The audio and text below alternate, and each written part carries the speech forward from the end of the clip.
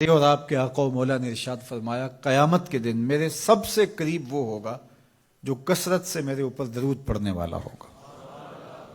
تو یہ حضور کی قربت کا ضامن ہے درود، تو اس لیے اپنی اولاد کو حضور علیہ السلام پر درود پڑھنے کی ترغیب دو۔ بچپن میں ہی اپنے گھر کے اندر مجالس درود قائم کرو، روزانہ کی بنیاد پہ ہو تو بہت اچھا، نہیں تو ہر 8 دن کے بعد ایک دن ضرور متعین کر لیا جائے۔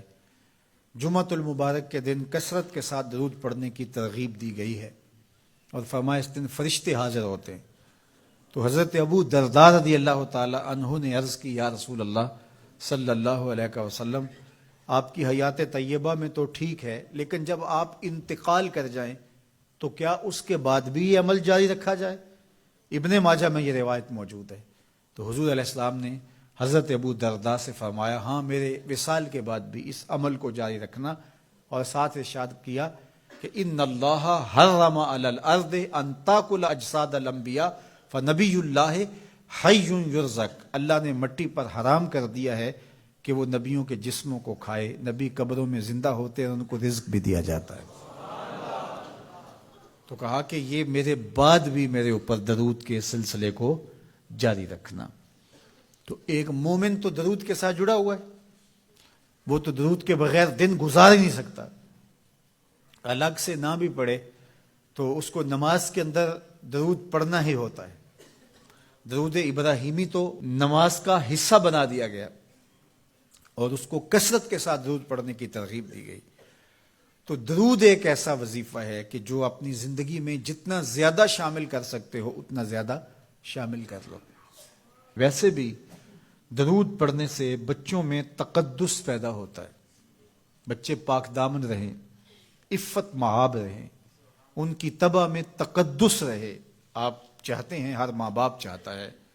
اور پھر دور موجود کے اندر جو فتنے ہیں، تو بہت ضروری ہے کہ ہماری اولادیں تقدس مآب رہیں، تو ان کو درود کی ترغیب دو، تو اس کا عملی نتیجہ یہی ہوگا کہ ان میں تقدس کا جوہر پیدا ہوگا، اور ان کی عصمت کی حفاظت رہے گی۔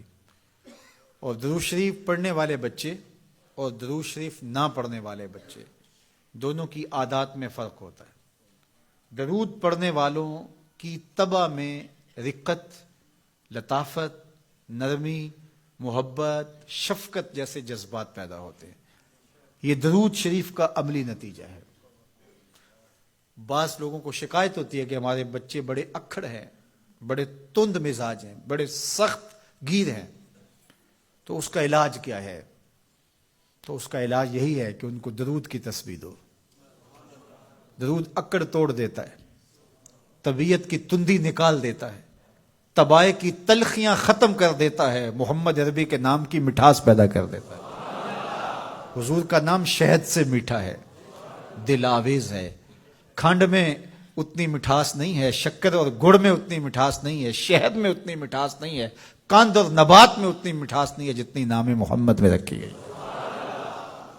ان کا نام لبوں پر آئے، میٹھا میٹھا منہ ہو جائے، ان کے بول بہاروں جیسے اور اصحاب ستاروں جیسے، ان سا پیارا اور نہ کوئی، ان سے بچھڑ کے لکڑی روئی، جب وہ سیر کو جایا کرتے سر پہ بادل سایا کرتے۔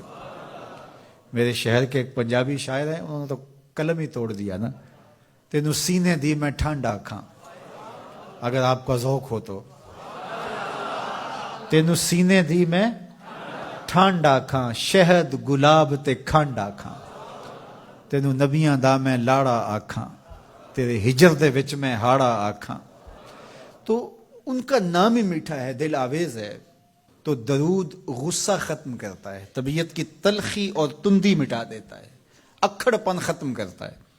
تو آپ اگر چاہیں کہ اولاد اکھڑ ہے تو ان کو کسی طرح درود پہ لے آئیں، درود کی تسبیح ان کے ہاتھ میں دے دیں، تو ان کی طبع میں نفاست بھی آئے گی، ان کی طبع میں لطافت بھی آئے گی، ان کی طبع میں رقت بھی آئے گی، ان کی طبع میں محبت بھی آئے گی، ان کی طبع کے اندر جو ہے وہ لیاقت بھی پیدا ہوگی۔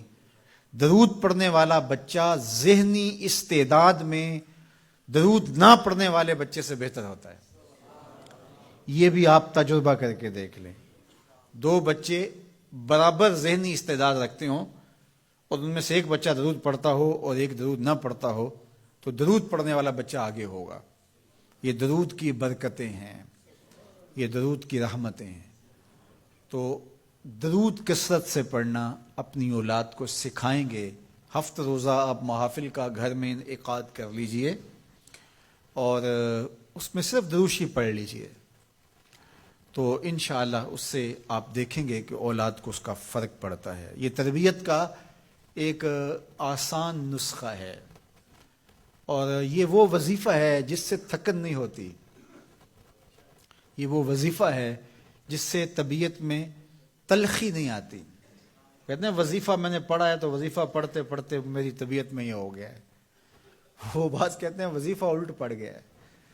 بڑے وظیفے الٹ پڑھ سکتے ہیں لیکن درود الٹ نہیں پڑتا، درود ہے ہی سیدھا، یہ الٹوں کو بھی سیدھا کر دیتا ہے۔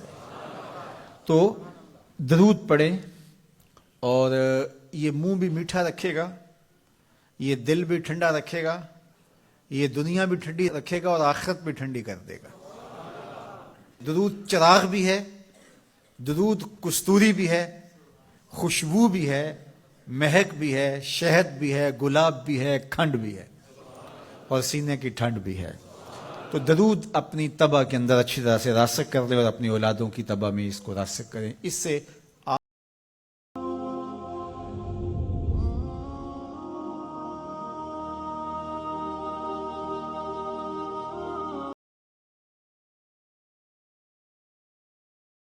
دین کی بات پھیلانا جاریہ ہے، ثواب کی نیت سے ویڈیو کو شیئر ضرور کیجئے۔ جزاک اللہ۔